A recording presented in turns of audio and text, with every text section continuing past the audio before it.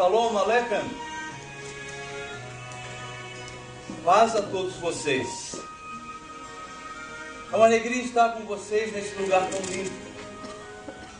Permitam-me que eu me apresente. O meu nome, na minha língua, é Tsefaniah.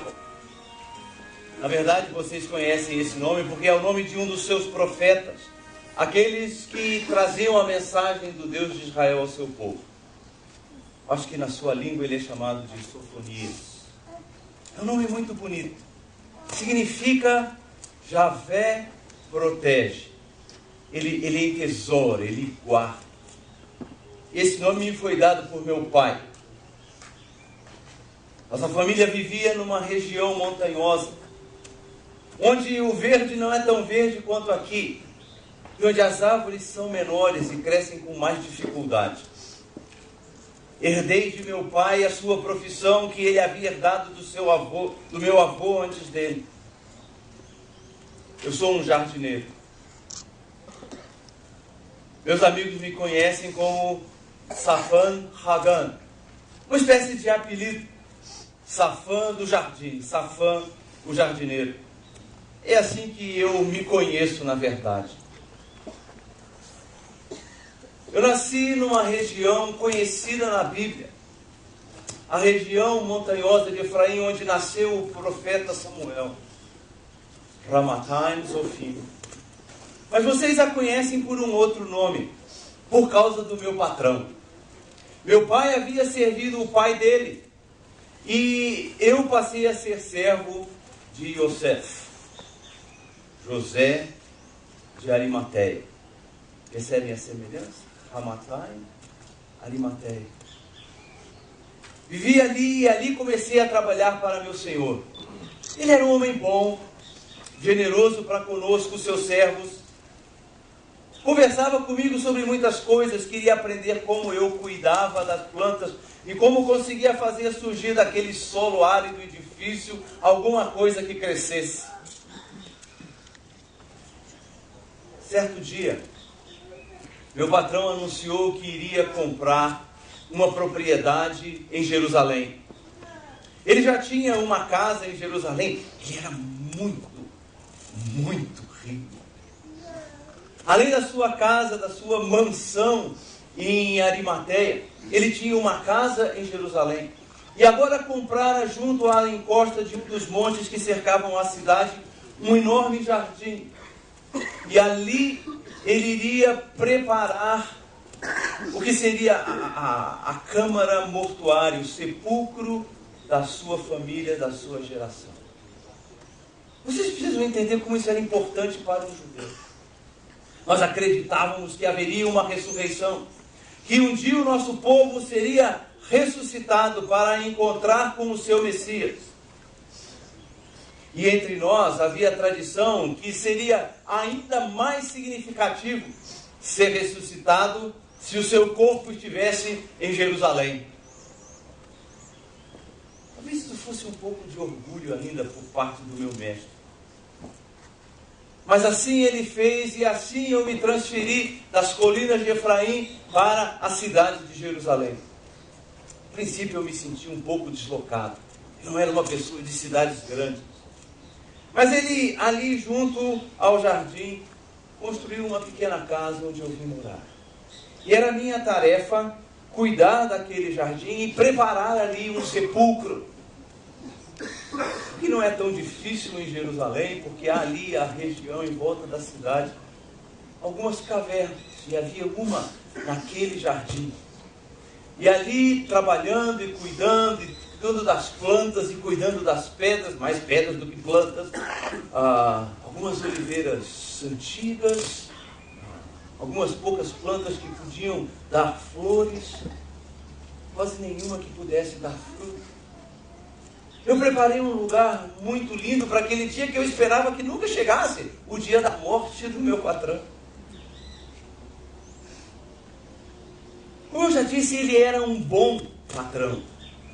Mas a uma certa altura da sua vida, alguma coisa mudou. Ele era um membro do Sanhedrin, do conselho do meu povo, o Sinédrio, como vocês o chamam. E nesse grupo havia uma pessoa que se tornou muito amigo dele. O seu nome era Nicodemos. E vez após vez, Nicodemos veio conversar com o meu patrão. Estiveram na casa dele em Jerusalém, estiveram na sua propriedade em Arimateia. E eu percebi que aquele homem tinha alguma coisa de especial. A maneira como ele falava sobre o reino de Deus. Era como se ele conhecesse o reino de Deus muito melhor do que nós judeus que esperávamos o reino de Deus. Ele parecia ter a convicção de que o reino tinha chegado. E eu percebi que o meu patrão acreditou nele. Eu percebi que o meu patrão teve a sua vida transformada também por essa nova convicção. Se ele já era uma boa pessoa, ele se tornou uma pessoa generosa. Tornou-se uma pessoa mais humilde. Tornou-se uma pessoa que genuinamente se preocupava com o bem-estar dos outros. E constantemente falava desse Rabi Jesus de Nazaré. E falou até comigo sobre o reino de Deus e sobre Jesus de Nazaré. Mas tinha uma coisa que eu lembrava muito bem da escola da sinagoga. O Messias viria de Belém. E Belém não é Nazaré. Alguma coisa estava errada. Assim, apesar de mais intrigado do que interessado por esse Jesus, eu comecei a me envolver com essa história e seguir as pequenas memórias que o meu patrão trazia de contatos com esse Jesus. Um certo dia, meu patrão me disse que queria que eu fosse com ele a Betânia. Betânia é pertinho de Jerusalém. E ele me disse, olha, há alguns amigos meus que são amigos do Rabi Jesus, aquele que eu considero nosso Messias. E o irmão nessa família, Eleazar, vocês o conhecem como Lázaro, morreu. E as irmãs esperavam que o Senhor Jesus viesse curá-lo. Mas ele não veio. E Lázaro faleceu. E eu quero que você vá comigo àquele lugar para ajudar a preparar um lugar especial, um jardim especial para o sepultamento de Lázaro. Muitos dos líderes judeus haviam saído de Jerusalém e andado aquela pequena distância para consolar Marta e Maria. Na verdade, eles estavam apenas tentando ganhar pontos com Deus, derramando lágrimas falsas, de tristeza falsa, numa situação em que a sua presença em nada podia ajudar aquelas duas irmãs. Meu patrão pensou numa maneira um pouquinho mais prática de ajudar. Então eu fui. Quando chegamos lá, eu ajudei a preparar aquele túmulo, arranjando um lugar ali onde fosse possível, pelo menos, sofrer em paz. Eu vi falar que, afinal, ele estava a caminho. Que ele já havia sido visto nas proximidades e ele e seus discípulos estavam por chegar. E eu pensei comigo mesmo, de que adianta ele chegar agora? Lázaro já está morto. Na verdade, ele já está sepultado. E já agora são 3 dias. E quando ele chegou, já era o 4º dia desde a morte de Lázaro. No entanto, ele chegou, conversou com Marta e prometeu a Marta que o seu irmão iria ressuscitar. E Marta disse, sim, Senhor, eu sei, ele vai ressuscitar na ressurreição do último dia. Aí eu ouvi, distante como estava, algo impressionante. Porque Jesus falou, não, o teu irmão vai ressuscitar. Aquilo me deixou muito espantado. Muito espantado porque nós judeus esperávamos uma ressurreição que fosse geral. Uma ressurreição de que todos, especialmente o povo de Israel, iria participar. E Jesus estava dizendo, teu irmão vai. Como se fosse alguma coisa que iria acontecer dali a pouco.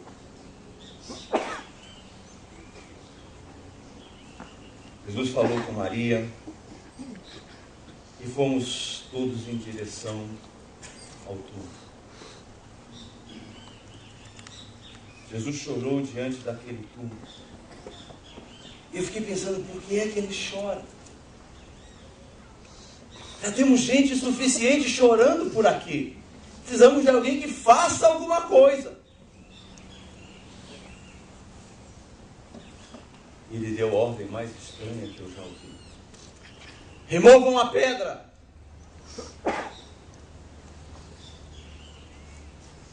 Marta objetou, Senhor, já cheira mal.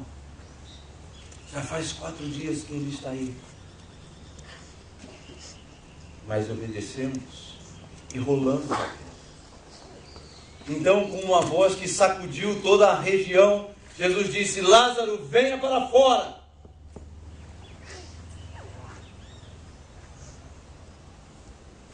E aquele que havia morrido 4 dias antes, saiu ainda trôpego, andando com as suas ataduras em volta do corpo.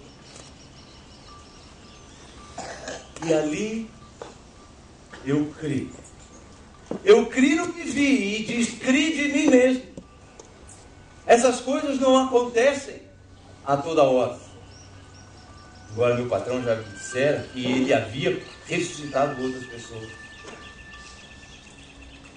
Aos poucos meu patrão me explicou, Safã, esse Jesus é o Messias que nós esperamos. Ele, o doador e o autor da vida. Ele tem poder para fazer isso e tem poder para fazer muito mais. Creia, ele é o Messias. Ele demorou 4 dias, não porque ele não pudesse chegar, e não porque ele não pudesse curar a distância ou ressuscitar a distância, mas ele queria que todos soubessem com toda certeza que não foi simplesmente um sono prolongado, que não foi simplesmente alguma doença, que não foi simplesmente algum desmaio, e que não foi como os judeus costumavam pensar na época, que a alma ficou pairando acima do túmulo por 3 dias. Por isso, por amar Lázaro e Maria, Jesus esperou até que não houvesse mais qualquer esperança humana. E somente Ele, Messias e Deus, pudesse trazer solução para aquela vida. Isso já era próximo da Páscoa. E começou a correr um rumor de que Jesus viria a Jerusalém e que ali em Jerusalém ele estabeleceria o seu reino. E eu, como todo judeu que se prezava, esperava isso, agora mais do que antes. E aquele grande dia chegou, em que multidões de peregrinos se acotovelavam ao longo da estrada para Jerusalém. E ao saberem que Jesus vinha, cortaram ramos de palmeiras, estenderam seus mantos junto ao chão e começaram a cantar, Hoshaná, Hoshaná, Baruch haba Hashem Adonai. Hosana, salve agora o Senhor. Bendito aquele que vem em nome do Senhor. Bendito o reino que vem em nome do Senhor. Ao ouvir isso, eu fiquei tão empolgado. Porque parecia que aquele sonho de todo judeu, de que nossa nação seria novamente livre, novamente soberana, novamente poderosa, estava prestes a se concretizar. E aquela grande multidão de peregrinos que subia a Jerusalém para a Páscoa, carregava consigo também essa emoção e essa esperança. Que grande esperança! Seguida de uma completa decepção. Jesus entrou em Jerusalém, montado no jumentinho, símbolo de realeza, não de humildade. apenas símbolo de ser ele o filho de Davi, o herdeiro das promessas feitas ao grande rei de Israel. Mas ele entrou em Jerusalém, foi ao templo, limpou o templo que nós todos gostávamos, que já estávamos cansados da ganância dos sacerdotes e do bazar de Anás. Jesus saiu de Jerusalém com seus 12 discípulos. O povo ficou ali esperando, não sabendo o quê. Eu também fiquei decepcionado, porque esperava grandes milagres ali em Jerusalém. Ouvi Jesus discutindo com as autoridades, ouvi Jesus pronunciando seus ais contra os fariseus hipócritas e gananciosos. Mas só. Onde estava a glória, onde estava o poder, onde estava o trono?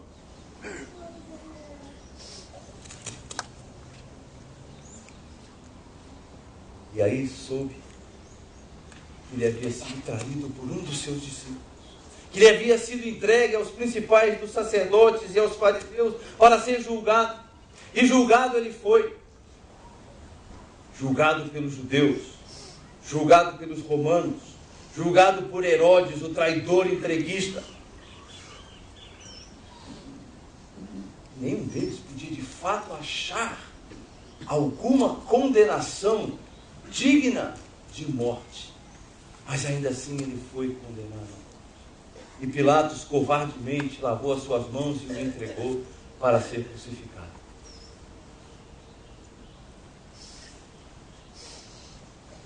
Tarde, noite do dia da Pessach.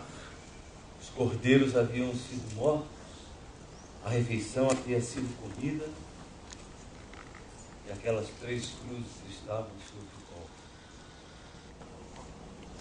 Meu Senhor me chama, vamos, Safã, temos algo a fazer. E junto com algumas mulheres que haviam ficado junto à cruz, e a Nicodemo, seu amigo, meu patrão e eu descemos da cruz o corpo inerte daquele que nós esperávamos que fosse o Messias.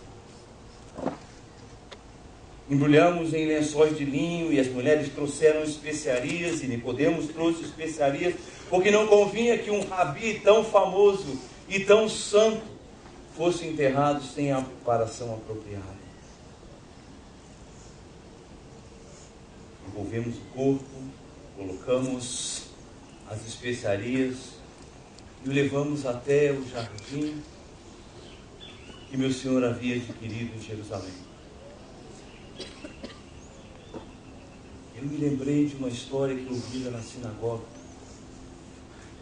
tirada lá do livro do profeta Isaías, que dizia que deram a ele a morte de um criminoso, mas ele esteve com um rico na sua morte. Ah, sim. A tumba que ainda não havia sido usada, que era para ser usada e inaugurada com a morte de meu patrão, agora estava sendo usada para enterrar aquele que nós pensávamos que era o Messias. Que noite triste. Quando a manhã do Shabat chegou, foi o sábado mais triste de minha vida. A terra parecia de luto. As flores e plantas que eu plantara ali pareciam ter perdido toda a beleza. E só restava ali aquela tumba. Uma enorme pedra rolada para baixo. E o selo de Roma sobre ela. E uma guarda de soldados romanos ali postada para garantir que aquele túmulo não seria violado. Roubar túmulos era a prática comum em todo o Império Romano. E era um crime em Israel. Mas ainda mais criminoso, mais sério, se esse túmulo tivesse o selo de Roma sobre ele. Aquele sábado pareceu infindável. Mas quando finalmente o primeiro dia da semana raiou, eu não acordei com o canto de pássaros, como vocês provavelmente acordam aqui. Eu acordei com a terra tremendo e a minha pequena casa sendo chacoalhada. Assustado, eu saí de casa, que é a coisa mais segura para fazer um terremoto. E ao olhar ali o jardim, descobri que tudo ali estava em confusão. Soldados correndo por toda parte. Vocês não sabem o que são 16 romanos aterrorizados.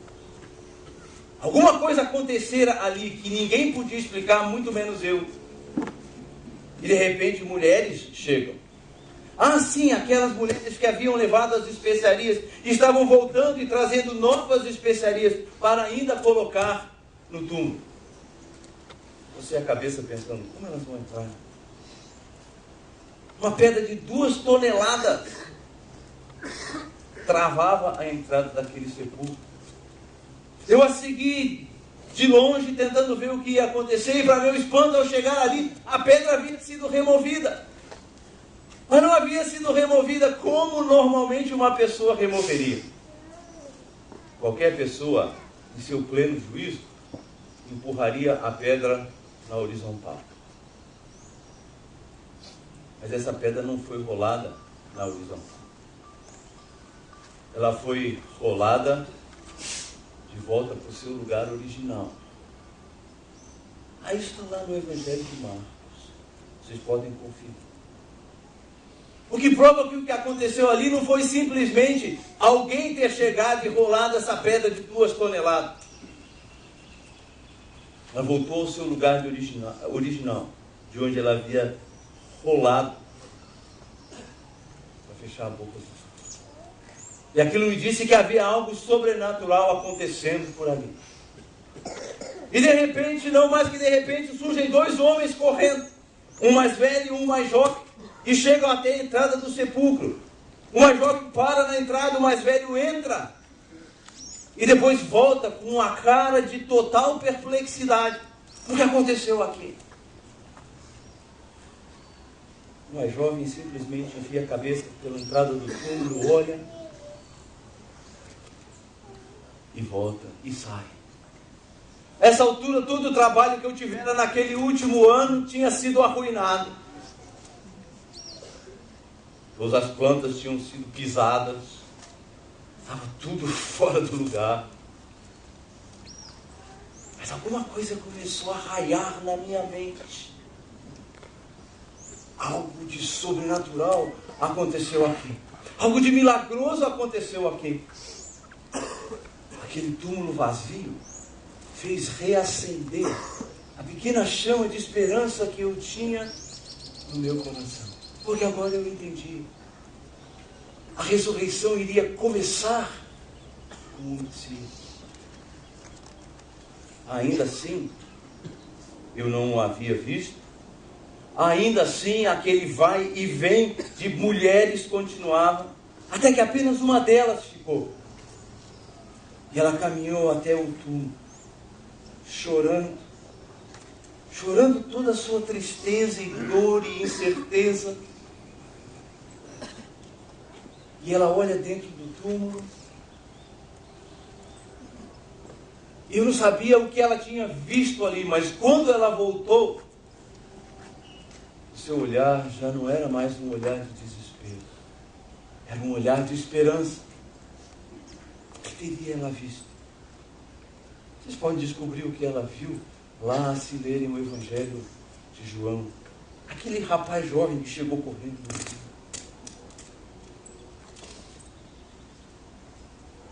Maria sai caminhando. E naquela ainda meia luz da madrugada, do dia nascendo, ela encontra alguém. E essa pessoa pergunta a ela: mulher, a quem você está procurando? Ela diz: senhor jardineiro, se o senhor o tirou daqui, Diga-me onde foi que o Senhor o levou, porque eu vou pegá-lo. Meus amigos, ela pensou que ele fosse eu.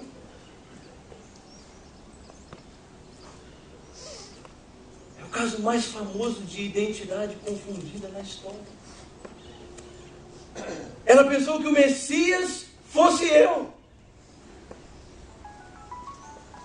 E essa ilusão durou apenas o tempo necessário para que ele falasse Mariam, Maria, em aramaico.